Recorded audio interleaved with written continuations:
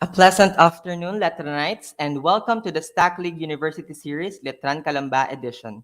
I'm King Bartolome, one of the growth associates in StackLeague, and I'll be your host for this glorious afternoon.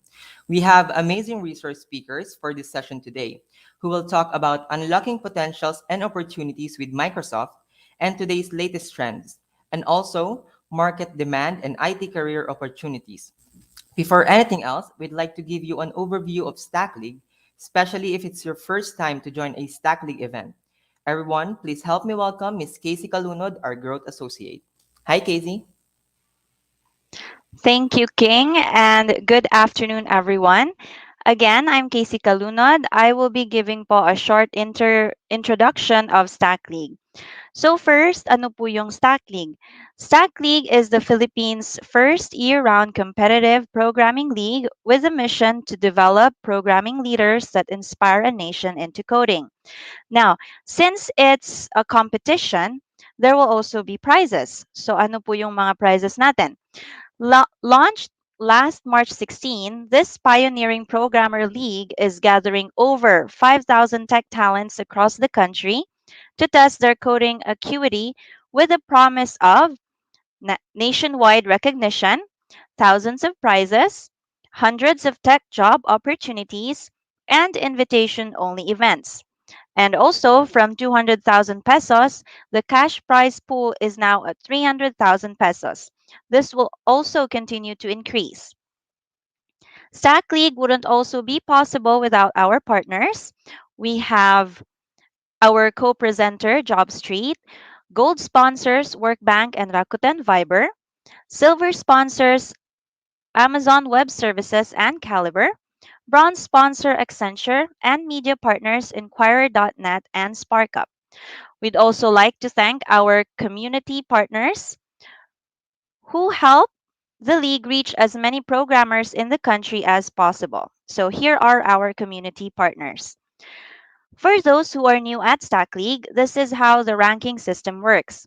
So you start at the bottom with 0 points, then you solve as many challenges as you can and earn the corresponding points. So the more points you get, the higher your ranking goes. And with a higher rank, the more opportunities are unlocked for you to access. Next is these are the supported programming languages of the league. We have JavaScript, Java, Python, C Sharp, and PHP. Now we also have other highlights here at Stack League. We have the weekly ranking and treasure chest. Opened last September 5, Stack League treasure chest for team category is still ongoing. Team category was launched last July 11. Now you can compete with a team consisting of 3 to 5 members for points and prizes, where the total points of the team is the sum of all individual points earned by each member. And for individual players, Stack League playoff season has started last September 5. Here's a short clip of the Stack League playoffs.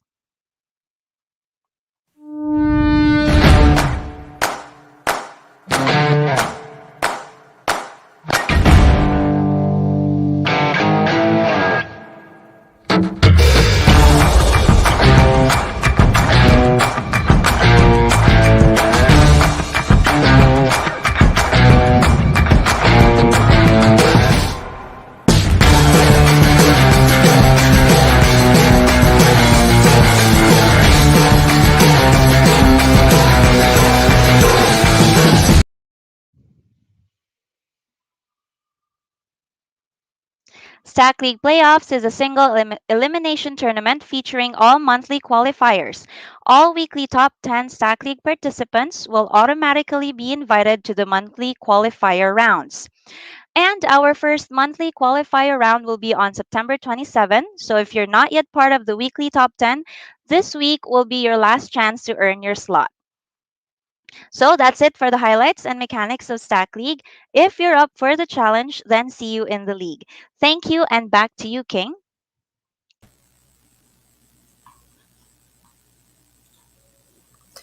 Thank you, Casey, for that introduction to Stack League. Before the introduction to our first speaker, I would like to remind everyone, don't forget to type your questions in the comment section because we will be addressing them later at the Q&A session. Now, let me introduce to you our first speaker.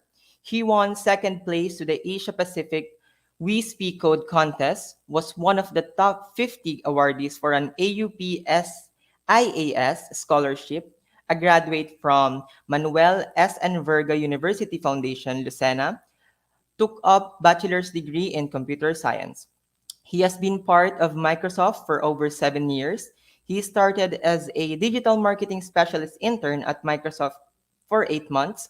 He worked as a Microsoft student partner. Later on, he took up the position of education project specialist, became a developer marketing and operations specialist at the same company for 1 year, emerged as a CSE program manager, then become partner marketing manager, and now he is the developer marketing manager of Microsoft PH for almost 3 years up until today. Let's give it up for Mr. Ian de Torres. Good afternoon, Sir Ian. Thank you for having me here for this University Series at Colegio de San Juan de Letran, Calamba. Okay, all right. So let me start my presentation first with a video.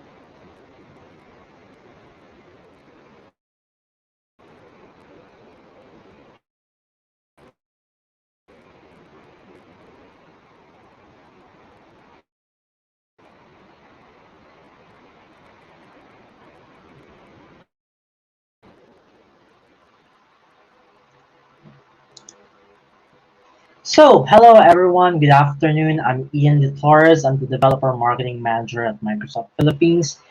And for this afternoon, it's great to be together with you guys. And there is no doubt it's been a challenging year for all of us. And right now, the world continues to confront a public health and economic crisis and persistent of issues of inequity and the damaging effects of climate change. And as you know, these crises will actually require long-term commitment from us and real work from all of us. And for this session, I'd like to emphasize about the role, the responsibility, and the opportunity for us in shaping what comes next. Like, over the past year, we have shown what is possible when we come together and bring together the atoms of the real world, with the bits of the virtual world, right? And we've seen a lot of innovation through this pandemic, and we've also helped each and everyone in the society to overcome such enormous challenges while at the same time overcoming the challenges of our own circumstances. So,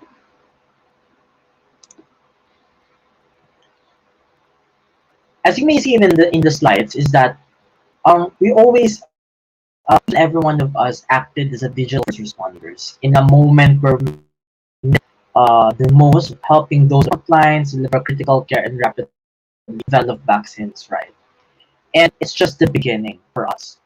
And as for the technology in the tech industry, when you think about the world in 2030, tech as percentage of the global GDP will actually double from 5% today to actually 10%. Imagine that a huge jump, double, right, on the total GDP in the tech industry. So And given that, but the most notable thing is that what will happen to the other 90%? Right now, digital transformation was projected to happen over the next 10 years is happening today as computing becomes embedded in every aspect of our lives. Just to share an example, before, during this pandemic, we always have to see that the progression and the innovation of each company and organization usually takes years. But then we've seen a lot of innovation within 2 months, right? And with that, it becomes embedded in every aspect of our lives, and there will no longer such as thing as the tech sector. So, and right now, the world will be transformed through the tech intensity at scale, and every organization will not only need to adopt the latest technology, but more importantly, build their own unique digital technology or be left behind, right? But right now, we're seeing a surge of developers across industries and geographies. So let me share with you on what are the ambition of Microsoft is really to foster foundational innovation that creates an entire ecosystem even greater than our platform itself. That's what the Microsoft Cloud uniquely enables, which is the latest trend and the latest technology that we have with Microsoft. From modern work to business applications to infrastructure to digital and app innovation to data and AI and security across all industry, from FSI to healthcare to manufacturing, for even for non-profit and retail, right? So right now, the Microsoft Cloud is the most comprehensive and trusted cloud. No other cloud offers our breadth or depth. And this actually helps power every organization's digital capability while ensuring their independence and sovereignty over it, right? So and the Microsoft Cloud is actually built on trust and security, the trust in technology, and the trust in business model alignment, which is very important. And what's good about this, it offers the best integration across the technology stack while offering openness at every layer of the stack, and ultimately improving the time to value, reducing cost, and increasing agility. So right now, I'd like to talk to you about some of the latest technologies that we have when it comes to differentiating aspects of the Microsoft technologies, and how are we going to go even further, like introducing to you some capabilities across the cloud to create entirely new technology categories and opportunities for each and every one of us that will be critical to success for every organization, even for our personal development uh, when it comes to technology. So let's start with first with the digital infrastructure. There has been a massive changes we are experiencing at infrastructure level. And coming out of this pandemic, one thing is clear: every organization is going to need more ubiquitous and decentralized computing power, more power when it comes to compute. And based on the study of Gartner, is that there's actually nearly 2 billion new connected devices will be shipped each year by 2023, up more than 50% from today. Imagine that number. Nearly 2 billion, right? New connected devices. And which is the data creation at the edge is actually also growing almost as fast in the cloud, with around 33% of CHDR on the edge data, right? Based on the IDC study that we have on the as it growing nearly as fast in the cloud. And what's good about this is that the Microsoft technology that we have, the Microsoft Cloud, is the only cloud with the capabilities to support every each of us, whether it's multi-cloud, whether it's hybrid cloud, or in the edge that needs in this environment. And I am so honored to share with you that we're building the world's computer with more than 60 data center regions, more than any other cloud provider. So right now there's actually, it's not just 60 plus, around 62 plus Azure regions already. And given the Azure regions, we have always led in hybrid, and we are expanding our hybrid capabilities so organization can seamlessly build, so that you'll be able to manage and deploy your applications anywhere. Like for example, an Azure Arc extends the Azure control plane across on-premises and even multi-cloud and in the edge. So that's an example of it of the Azure Arc. And just last month, we just announced as well the Azure Application Services can now run anywhere with Azure Arc. It's always current. It has the elasticity, and it's actually a unified management, and it covers multi-cloud. What else? We have the metaverse solutions from collaboration to physical world, which is very important. This is a new layer of in the infrastructure stack that's getting created as the digital and physical worlds converge, like the enterprise metaverse. This platform that you'll be able to that you are seeing right now brings together from Internet of Things to digital twins and mixed reality. And with the metaverse stack is that you can start with the digital twin to build each digital model of anything physical or logical, whether it could be assets or products or complex environments spanning people from places to things and their interactions. So that's an example of a metaverse solution. And moving on to the data and AI, we all know that with organizations, with employers, the data is the most strategic asset for every organization and every business that needs to become digitally sovereign over their own data. And right now, too many digital aggregators today have sophisticated game theoretic pricing and bundling strategies where they end up taking your data and charging you to reach your own customers, right? And every organization now has the opportunity to ensure their own data is being used for their own benefit, right? But what's good about this is that we are generating data faster than we are able to understand it. From finance to retail to manufacturing and genomics, petabytes of data are being collected and processed each day. In fact, the amount of data created over the next 3 years, from 2021 to 2024, will be more than the data that was created over the past 30 years. Imagine that. This study is based from the IDC, from the International Data Corporation. Imagine that over the past 30 years, it will be more than the data that was created, right? And like I said, the Microsoft Cloud is the only cloud that helps you build sovereignty over your own data and your own customer relationships, or even your own technology, right? And with that, when it comes to data, we have seen Azure Synapse as well, wherein it is at the core of this, bringing together the enterprise data or integration from data warehousing and big data analytics. If you are kin to analytics, giving you the freedom to query data and for you to be able to create your own visualizations on your own terms at any scale, right? Anywhere, anytime. So for Azure Synapse, from having your visualization on Power BI, using Azure Databricks, from Azure Cosmos Database, from using Azure Machine Learning and Azure SQL as well.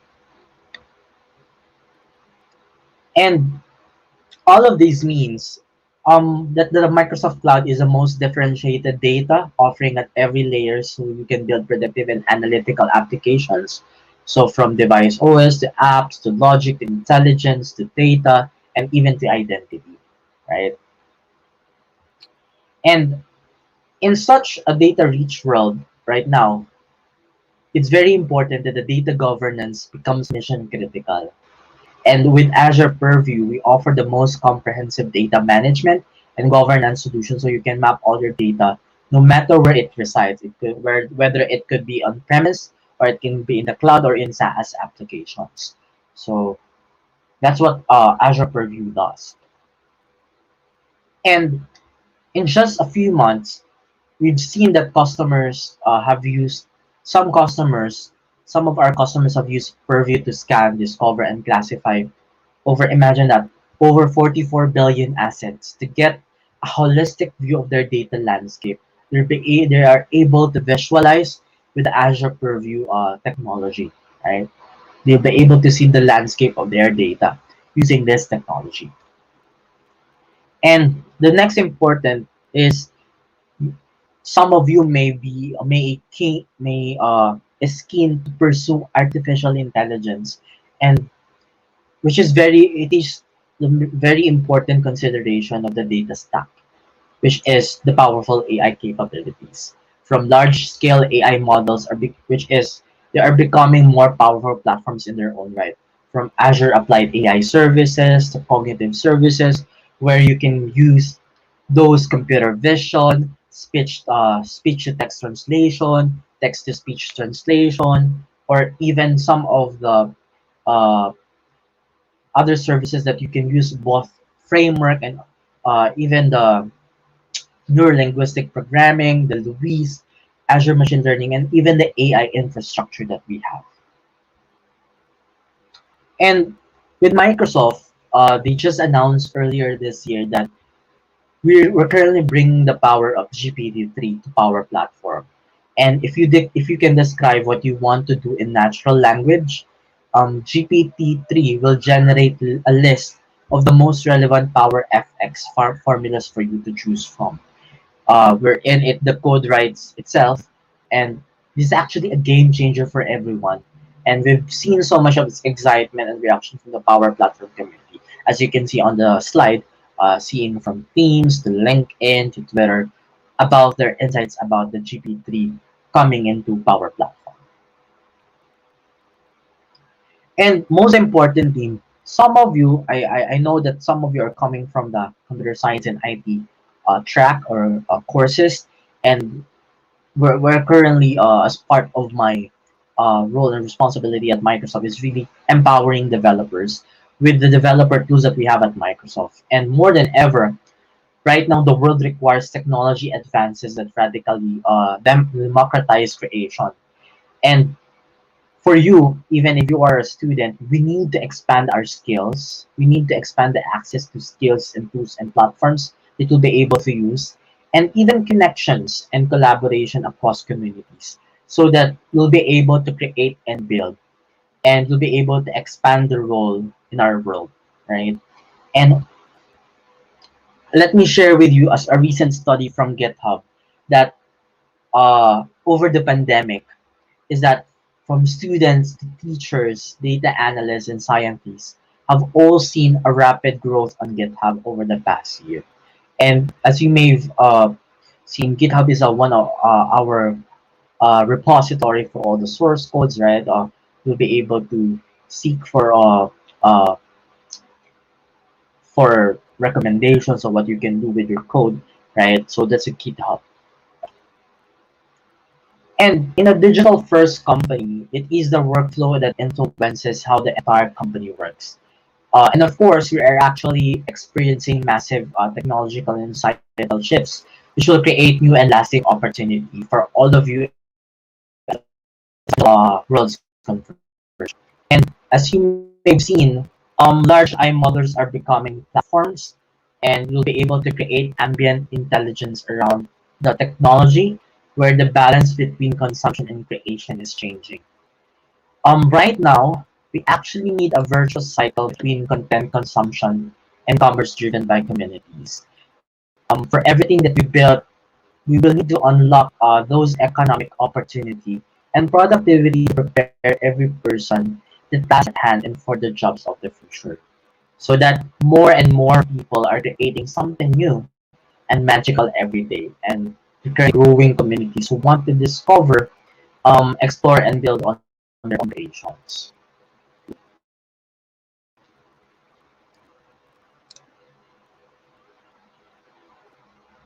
And like I said, um, we've seen increasingly the application development is not just about pro developers. In Microsoft, we've seen pro developers; these are the professional ones, and we've seen the citizen developers who are currently starting to develop their own ideas into an application, and includes domain experts, designers, or even marketers, salespeople, customer service, and all other functions working together in fusion teams. So coming from frontline workers and domain experts.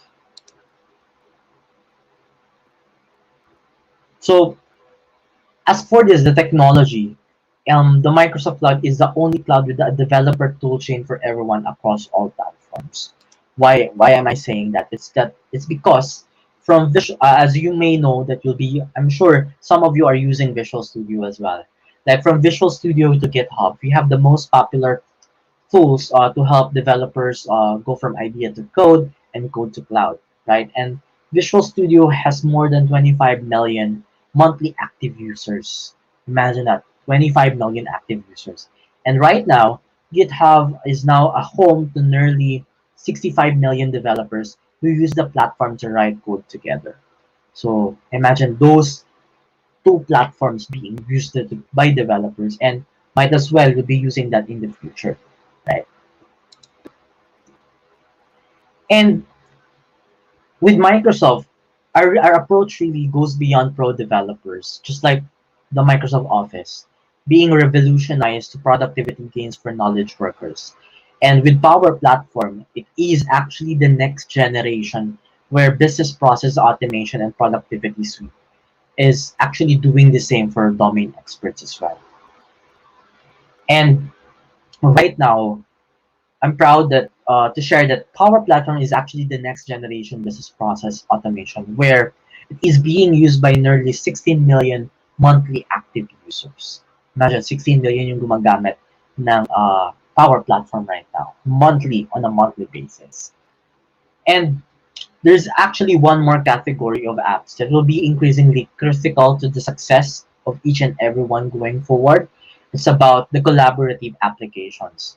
And we're actually breaking down the silos between collaboration and communication and the business process as well, where we help you to create the applications for knowledge and frontline workers. So as you will see on the slide from Microsoft Teams to Dynamics 365, right? So you'll be able to see these collaborative applications for knowledge and frontline workers. And it was announced as well, like I said, from when it comes to collaborative applications, is the fusion of Dynamics 365 and Microsoft Teams. Over the past year, these two platforms have become increasingly integrated, and new features make it easier to securely access and search for Dynamics 365 records and teams, and to meet, chat, and collaborate within Dynamics 365.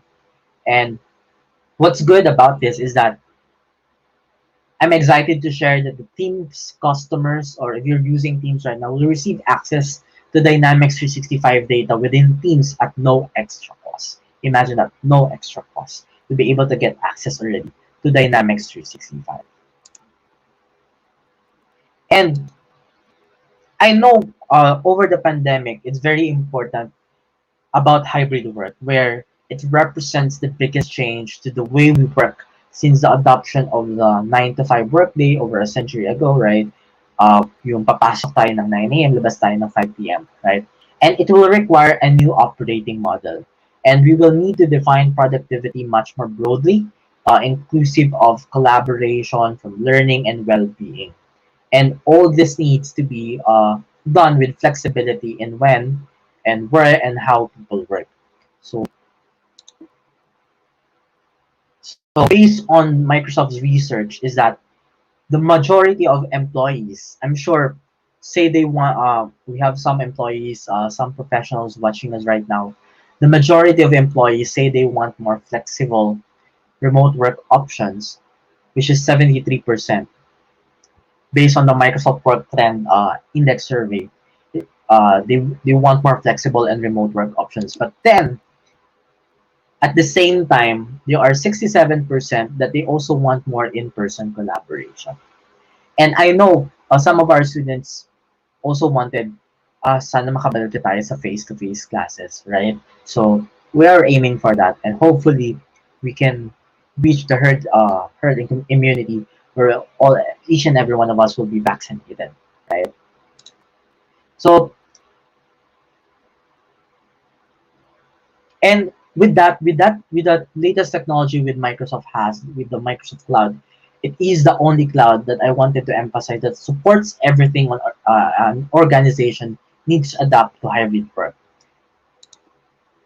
So, like I said, if you've been using Microsoft Teams right now on a daily basis over the past 15 months, we have 145 million uh, Microsoft Teams daily active users, and we've actually introduced more than 300 new features with Microsoft Teams. So with Microsoft Teams, if it is the first time that you've heard of it, it is an application where people meet, chat, call, or collaborate, and automate business processes all within the flow of work. It's a one-stop shop application where you can do everything. No other solutions offer this today. So you'll be able to meet uh, via meeting call, chat with your colleagues or your classmates, or even call somebody, your colleague, and collaborate with the same file within the same application, automate business processes. And next is Microsoft Viva. So we with Microsoft Viva is that we want to help organizations address changing employee expectations with our employee experience cloud. And with Microsoft Viva, it brings together communications, learning, even well-being and knowledge directly within the flow of work so that employees have the information or resources and support that they needed to succeed and stay connected with each other and their company's mission. And it was also announced as well last month that we're continuing this journey and creating new category with Windows, the cloud PC. And it was announced the Windows 365. And with Windows 365, we are actually harnessing the power of the cloud to make Windows available not just on Windows devices, but on any device. And this has never been done before. Just like applications were brought to the cloud with software as an applications, software as a service. I mean, we're bringing the operating system to the cloud with Windows 365.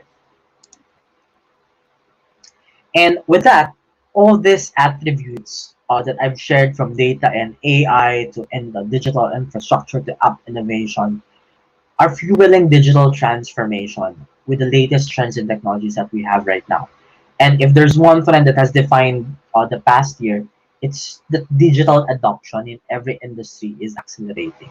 And like in the education sector, um, we are adopting online classes, uh, the learning modality online, right?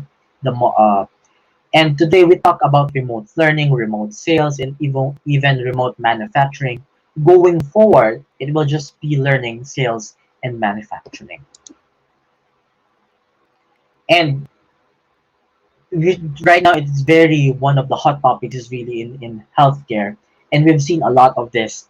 That the healthcare sector is digitally adopting it, and the telehealth, which is the now the expectation for outpatient visits. Like my mother, um, she uses telehealth to consult with her doctor for her diabetes. So she's using Viber or Messenger to consult with her doctor uh, for her to avoid going to hospitals or the clinic of the doctor.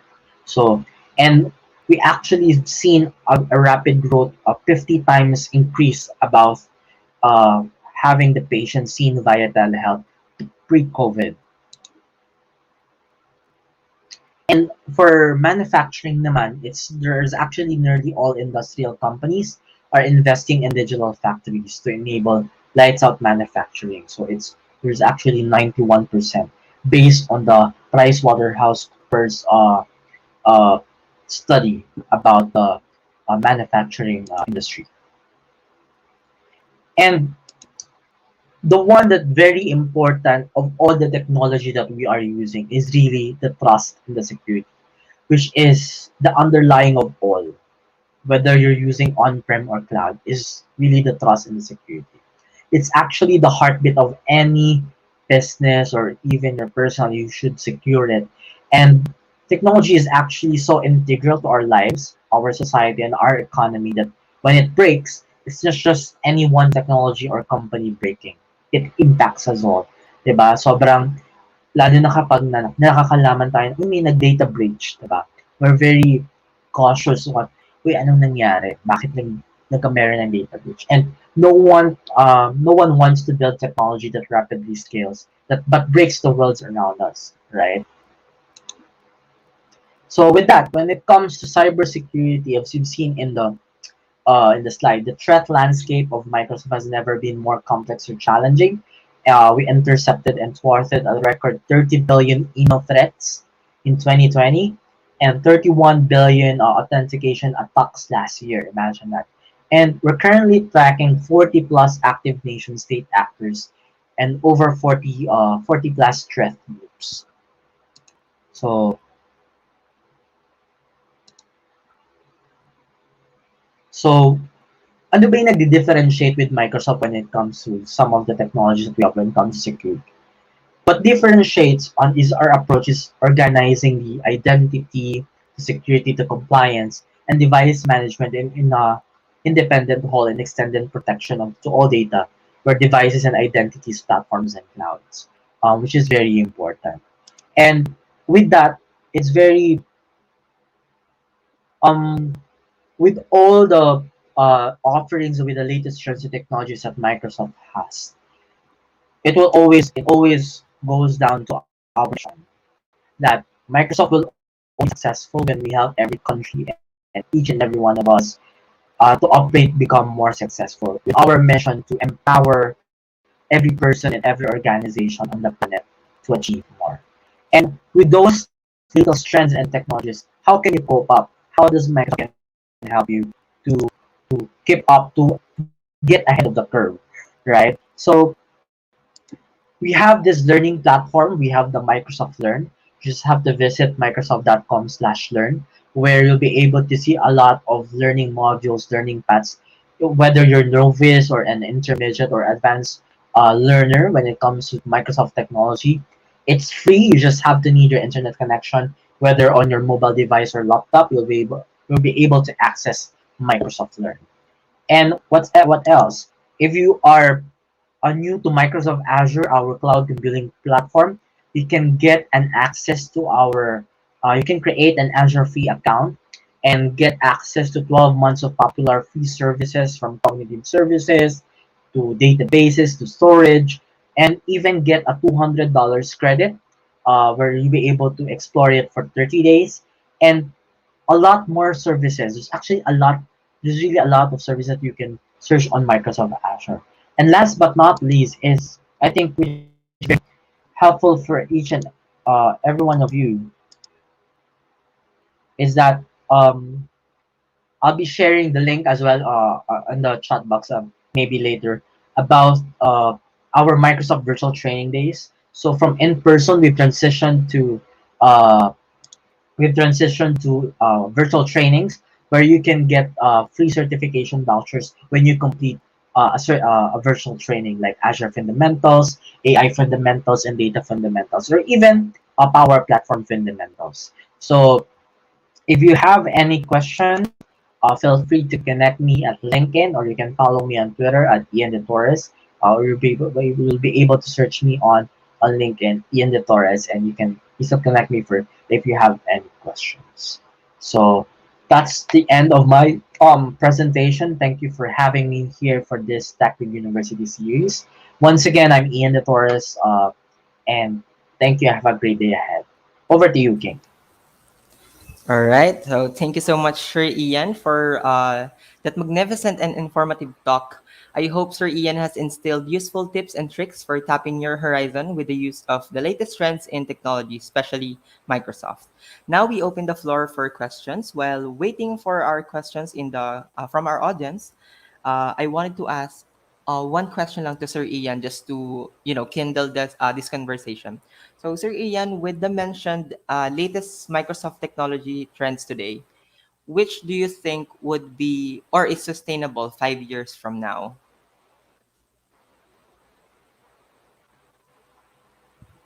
Oh, sustainable. It's really actually more of sustainable. It's really about the learning curve that we have, the growth mindset that we have, which is technology when it comes to AI, I think. which is very kasi the technology is very fast when it comes to innovation. Mm-hmm. That's right, no, sir. The technology is really growing really fast. Parang in a snap of a finger, you would really be amazed of how it evolves throughout the year. All right, so let's scroll to our comment section Yep. and see if there's a question for Sir Ian. Okay.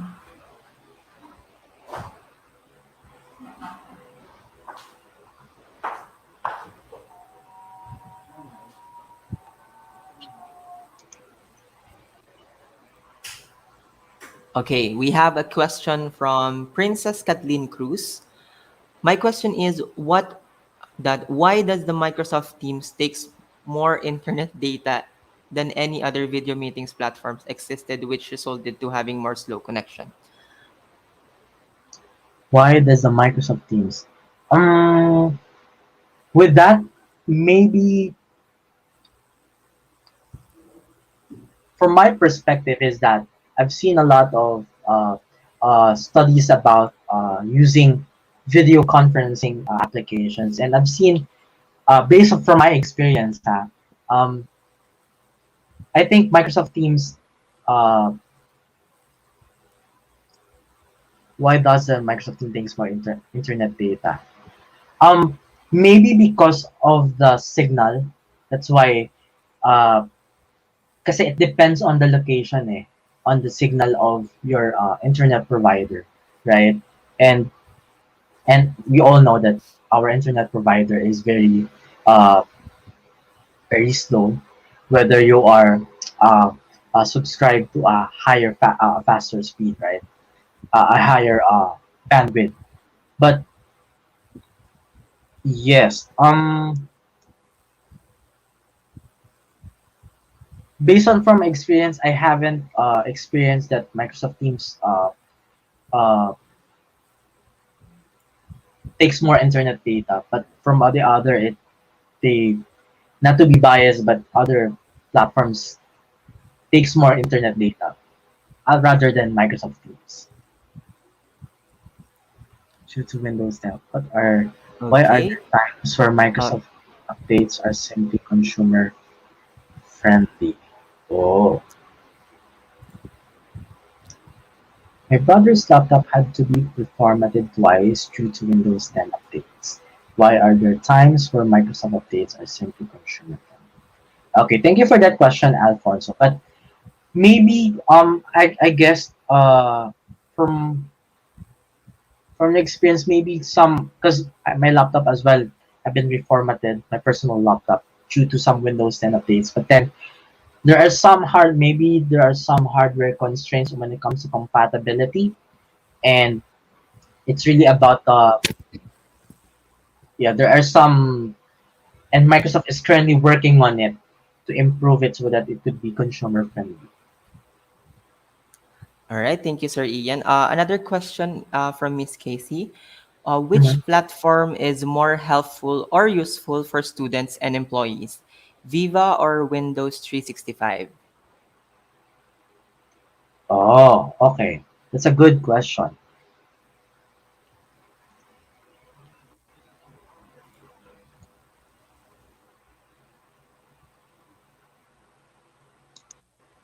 Okay. So, Windows 365 kasi is a cloud-based service that automatically creates a new type of Windows virtual machine. So, for end users. So, it's usually used for enterprise, where you be able to create virtual machines. While Viva naman is an application connected uh, uh, is its use for you to be able to track your well-being, kung nagagamit for like something like employee experience and using your time, managing your time, right? So the difference between, and I can there's no reason to compare those two because they are both different applications. Because Windows 365 is more of a virtual machine on a cloud PCs, while the Viva is really more of tracking on how you can be collaborative, and when it comes to employee experience. All right. Thank you, Sir Ian, for sharing the two benefits that you can gain from using either Viva or Microsoft 365. Okay. Now for our last two questions. From Ms. JC, is telehealth like a health tracking app?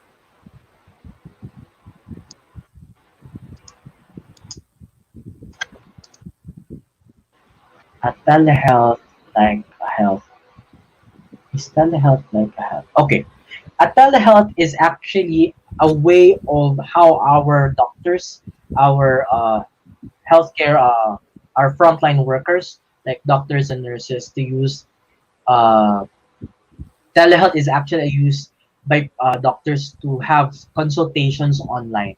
So regardless of the applications being used, like uh, what you call this, whether it's on Messenger or Viber, and we've seen a lot of that.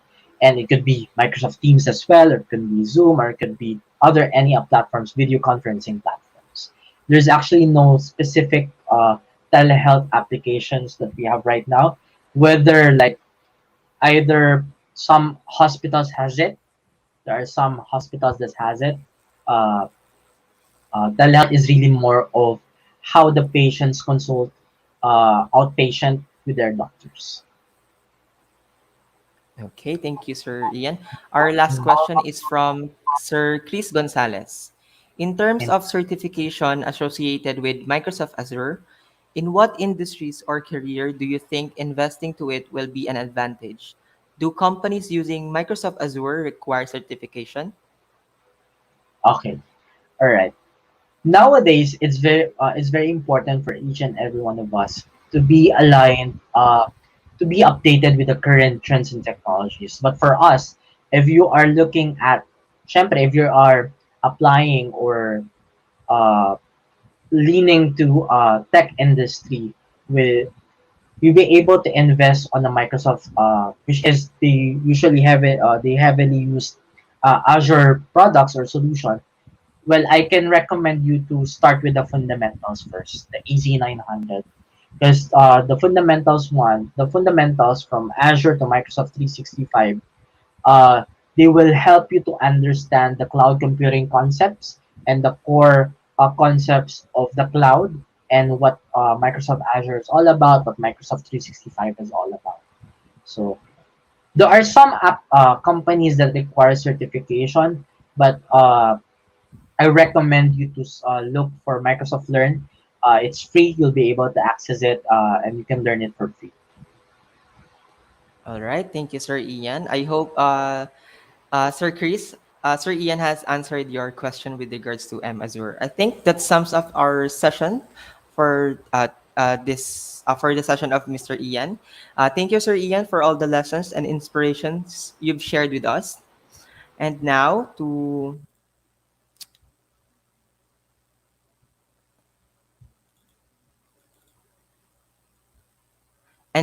to introduce to you to our second speaker. Again, before anything else, I would like to remind everyone. Don't forget to type your questions in the comment section because we will be addressing them at the Q&A session later. Now to introduce to you our second speaker. She has over 10 years of experience in digital transformation, business development, and technological outsourcing, and has worked with leaders in banking, QSR, insurance, and managed service providers in the Philippines and in the USA. She was previously with Amihan Global Strategies, Bank of the Philippines Island, and SGV and Corp, Ernst and Young. She recently completed the Alibaba Netpreneur Training Program. She won at Startup Weekend San Francisco focusing on retail. She has been a World Economic Forum Global Shaper since 2017. And lastly, she graduated with honors from De La Salle University, Manila. Everyone, please help me welcome Miss Pamela Isabelle Belen, CPA. Hi, Miss Pam. On. So thank you again, Stack League, for inviting Umpisa, inviting myself for this afternoon, and I'm excited to meet students, fellow IT colleagues, and also the IT Academe during this session. Very excited because being here albeit virtually. It's very exciting because for us in the tech industry, we really do have a bright future ahead of us. That's the trend. Everybody's going digital, and the mark where we're basically on a one big rocket ship, and very happy to share with you what I think would be a good guide for everyone as you plan out your career. So especially like what Ian has mentioned. Okay. As Ian has mentioned, the pandemic even bolstered the need for businesses and for individuals to go online. And that's very, to be honest, that's been very good for the IT industry, because that's wherein we come in. That's wherein we come in and help out the various institutions and organizations for them to continue their work or continue their lives. And I just wanted to give you, I just want to step back a bit and wanted to share with you guys that on average, everybody here, assuming we all work until we're old, it's going to be a long 50 years of us working. That's why for those who are just starting out their career, 50 is a very long time. You may not get the right career path for you in the beginning, but you can always reinvent yourself, for example, because 50 years is, a lot, 5 decades. And I just want to share with you that what I'm going to be presenting this afternoon, I also lifted a few information from a Harvard book, which I highly suggest everybody reads. It's called On Managing Yourself. So that's perhaps after this session, go online and look for a copy of this, because this is going to be very helpful for you professionally and personally. So there you go. Given that you have 50 years of working life, what are you going to do with it? And just a bit of history here. Before, the career paths of everyone, they're very linear. Like, I'm not sure for the younger ones here, but during my time, it's like, go to school, go get a job, stay in that job for like 20, 30 years and retire. But the world, as you know, it has changed. And the career nowadays, there's no straight path to it. It's really, it's up to you, and you won't really know where you'll end up with, just like the story that I have. So this is just a reminder that the career paths nowadays, they're non-linear at all. And during the course of your life or your career life, there will be twists and turns, but I hope that you'll find a career that's going to be fulfilling for you. So about myself, so I'm actually from Laguna. I studied high school at UP Rural High School. So I know Letran. When I was, I think, 12, I was part of this spelling bee competition, and it was held there at Letran. So I'm happy to be, speaking in front of Letranites here, and as somebody from Laguna. And so my path was from graduating and having a business degree. I'm an accountant. That's my educational background. And during the early parts of my career, I was practicing accounting. But then I went through like I had a lot of experiences and doors opening and closing in front of me. I started my first company when I was still in school. I think I was 19 or 20. It was a massage station. But then again, I went to corporate. I went to BPI. I went to SGV.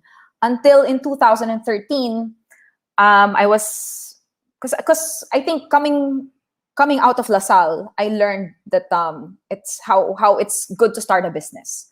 So I think that was the key learning that I got from my college education. So I wanted to start a business, but I wasn't sure yet what business was it that I liked to put up. So I met this serial technopreneur who became my chairman for like 5 years. So that started 2013. And he convinced me to go into to join his company, which I didn't know which was very like a high-tech, forward-looking company. So 2013 was the year that I entered the tech industry. And from 2013 to 2018, I was doing a lot of digital transformation work for the top banks in the country, and then also Jollibee and Resorts World. And then 2019 was when, end of 2018, 2019, early 2019 was when I started Umpisa. So that's like my journey of me having, leading and running Umpisa, which is a Filipino small IT company. We're at 23, going to 30 people right now. And Umpisa's mission, so very very Filipino, right? So we're nationalistic.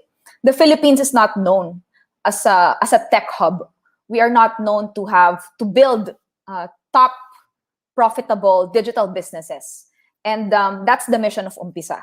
Every time that we work with a client or we have our own product, we want to make sure that we're going to be raising the flag of the Philippines, and we're going to be known globally. So that's Umpisa in a nutshell. And again, that's my story. It's not linear. I did not plan to being in the tech space, nor to have my own company. So for those who are already in their respective careers, or those who are starting out, I just wanted to share, some career guidance tips that I think would be helpful. These are the things that when I was younger, somebody should have told me. So like the first one is, and this is again based on the book, based on the Harvard study that I've read. Number one is you have to know your strengths. So and studies have shown that it's better for you to sharpen your saw, or to build on what you're naturally good at. So that's a call to everyone here in this session to really, sit down or ask around the people who know you or your coworkers and ask them, what am I good at? What am I great at?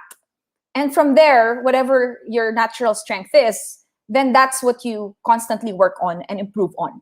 So that's one tip. Second is, when you enter the workforce, there are generally two types of businesses that you can join. One is a big enterprise. So let's say Microsoft, which is like a very innovative, large organization and a very successful organization, what Ian presented. So you can either join a large company like Microsoft, or a small company, for example, like Umpisa, like ours. Because joining an organization, there are differences. So again, it depends on you as a person. Will you thrive in a large corporate environment, or will you be a big fish in a small pond? So that's something that you have to decide, and you also have to know about yourself. So what are the pros and cons, let's say, of being part of a larger organization? So if you're the type of person who likes structure, who likes organization, and you like, a clear corporate ladder or a clear path for you to achieve a certain role, for example, then perhaps joining a big company would be better for you or best for you. And however, for some, maybe they like uncertainty. They like some agility. They want to be flexible. They are self-starters, and they want, their voice to be heard. And that's the pro of joining a smaller company, because you get to see everything that's going on, and whatever you do, it could definitely make an impact in that small institution. So that's second thing that you have to think about too. So do you think you like it in a big company, or would you rather be in a small company?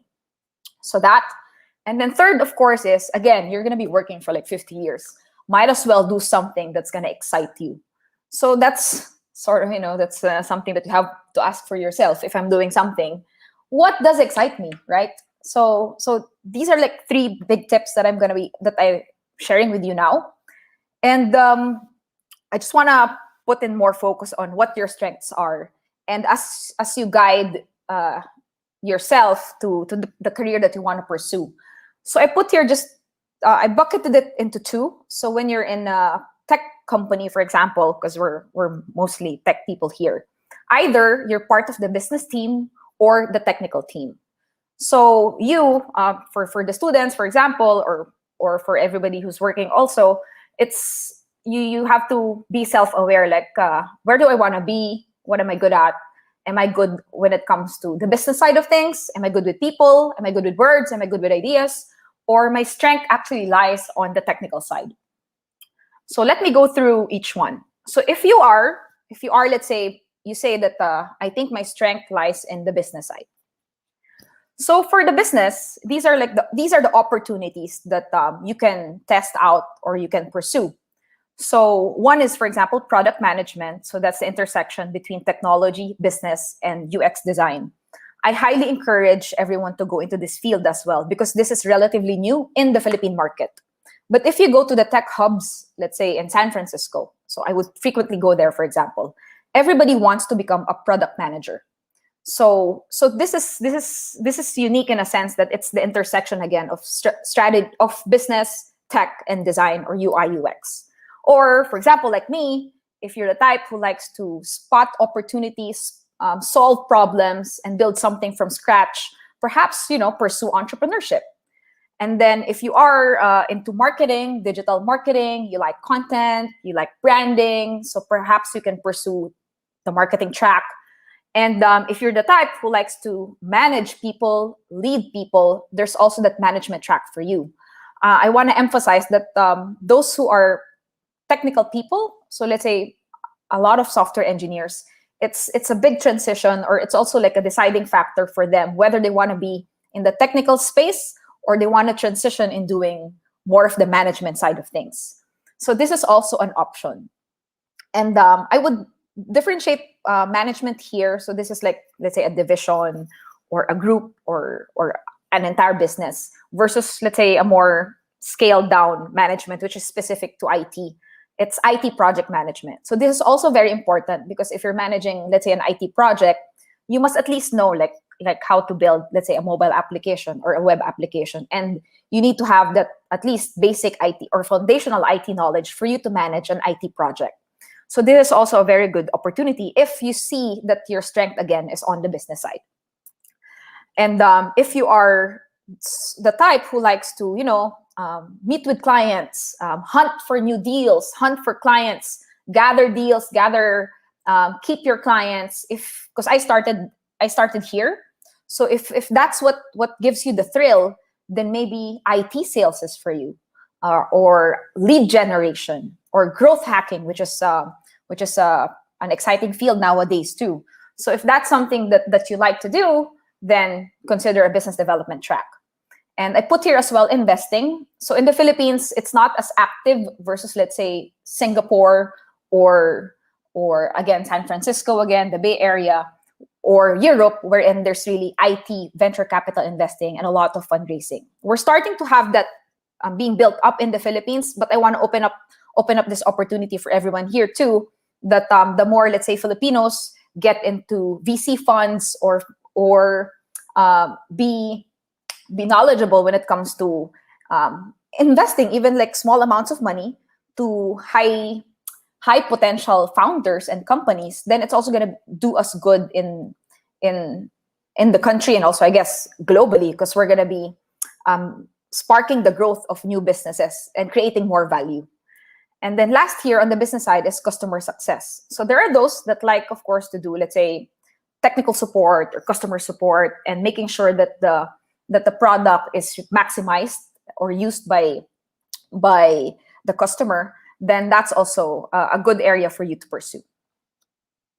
Now, so I've done the business side. For those who are, of course, very much geeks when it comes to coding, I'm sure you've heard of, like, you can go back end, you can go front end, or the combination of both, which is full stack, becoming a full stack engineer, or you can also focus on the database or testing here. And I just put down here, I've listed this list is not exhaustive, but these are like the technologies that you can learn. Currently for Umpisa, for example, our niche would be the technology stated here. So we do a lot of Flutter, React Native, Node development. And we also do a lot of test automation for our projects. So that, and then of course I put here, I would say emerging technologies, and continuing what Ian mentioned, like the world right now is exploding with data. So being an expert in the data sector could also be an opportunity for you. You can either be a big data architect, a data engineer, a data scientist, or an AI or ML programmer. And then for those who are, let's say, into Axie or NFTs, and you want to develop blockchain apps, then go ahead. That's also a good opportunity for you to have. And if you want to differentiate yourselves from the rest, for example, you need to learn DevOps, so Docker, Kubernetes, then that's also in terms of market demand and limited supply, DevOps is also going to be a good track for you. So this is just, again, snapshot for opportunities. And again, know your strength. And if you don't, ask for feedback from people around you. That's going to be helpful. And once you know that, improve it or acquire new ones. And just want to, again, highlight the growing demand. And this is from what I know, what I experience as well. There's definitely high demand in product management, DevOps, data roles, game development, because gaming is actually the next big entertainment. Like Netflix, for example, is already into gaming as well. So pretty soon when we open our Netflix, we're gonna be seeing gaming there. And of course, I put here entrepreneurship and also like IT managers.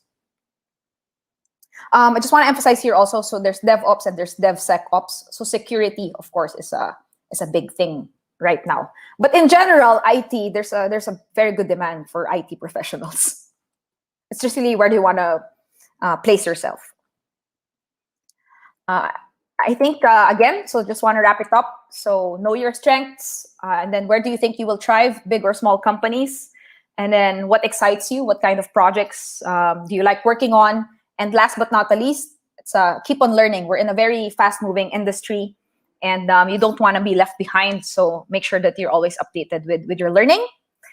And again, I want to thank StackLeague and everyone for inviting me and for allowing me to share what we do, what I know. And yeah, we are also hiring. So for business and for tech roles, and you can shoot us an email. That's it. Thank you, and happy to answer questions.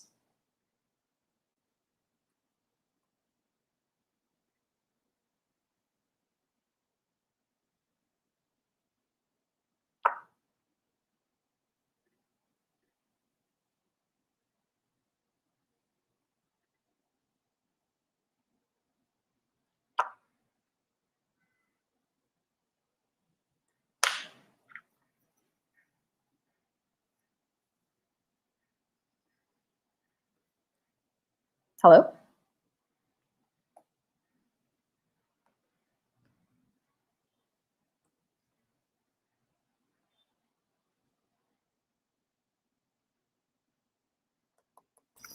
Hello. Hi. Uh, uh, oh, okay. So again, thank you so much, Miss Pam, for that inspirational talk. I hope she has imparted knowledge and inspirations that can help you prosper your careers once you graduate. Now we open the floor for questions. For those who wanted to ask Miss Pam further questions, kindly put it in the comment section. So for now, I would like to give Miss Pam a starting question for this Q&A session. So hypothetically speaking, Miss Pam, if the pandemic ended tomorrow, what do you think would be the effect to the IT industry? If the pandemic ended tomorrow, I think the immediate effect in the IT industry would be that maybe a lot of companies would also, I think a lot of companies and a lot of people would still be going to their offices. I mean, it's been too much, it's been a lot of time spent online, and everybody's craving for some human connection. So I think that's first thing that's gonna happen. But the IT industry will not. It's just gonna continue. It's been growing and growing, and yeah, I think it's more of a people meeting up, to be honest. Thank you, Miss Pam, for that insightful answer to a very hypothetical question. Now we have a question from Hosh. What was the first steps, or what is the first step that you took in starting Umpisa? So I think for those who want to, let's say, start a business, the best thing, well, the ideal scenario is you already have a client. So for me, there was already a client so the story was that there was one project that my former company refused to service. So I told the chairman, the owner, then that maybe I can take that on and we can just be business partners. But then I did not get an answer, and I just asked permission that can I already start my company, because that's really my plan. So that's one. I made sure that I already have a client, so that my risk would be hedged. So that's one. Then second was I made sure that I have my enough capital. So let's say pretty much all of my savings to be put in the business, because if you really put in the money there, that's what you call skin in the game. So if you put, let's say, all of your life savings in a certain endeavor, because you have to put in capital, then you're really going to be working hard for the business to be successful. So that's customer first, and then second would be the investment, and third, so to put it in perspective, or for you to have a framework, you need to have sales. So you need to have a client, you need to have capital, and you also need people to execute.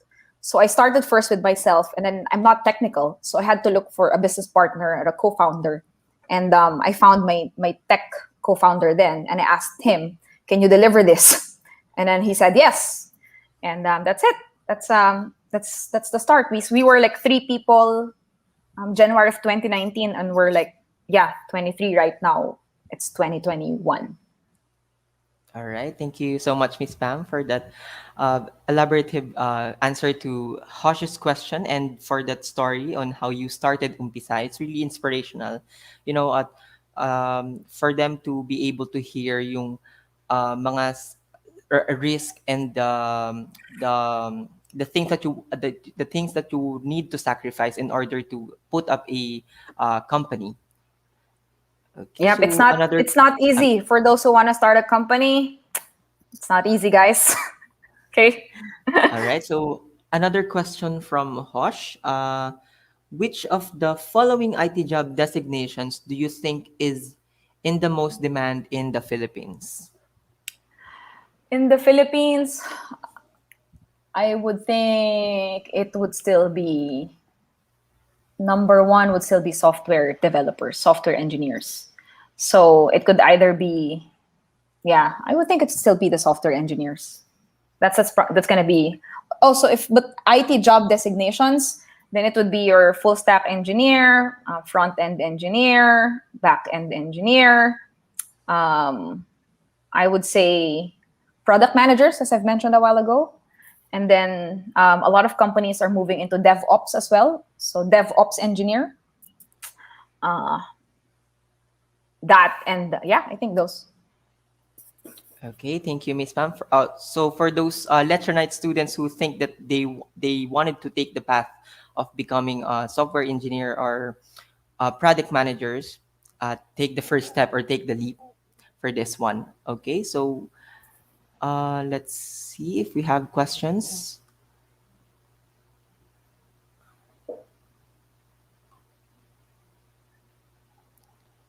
All right, so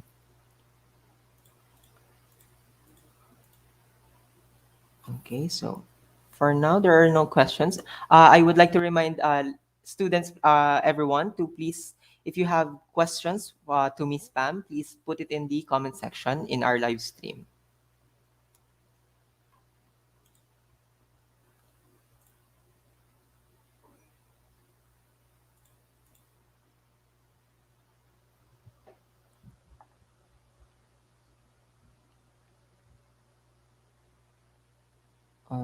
All right. So looking at the comment section, I think there are no more questions for our speaker for today. Thank you again, Miss Pam, for sharing your knowledge and your tips on what to do when you take your career or when you go to the professional world. Again, thank you so much, Miss Pam, and Sir Ian as well earlier for taking the time to share their knowledge and insights that can surely help and aid in both career and technological landscape. Before we end this session, here are some announcements for our upcoming events in StackLeague. For the month of September, we have our last event happening on September 28th, the DISC for Career Path. On October, or the month of October, we have two upcoming events. We have the Basics of Product Management happening on October 8th. And on October 27, we will be having a Job Search Strategies career session with Workbank.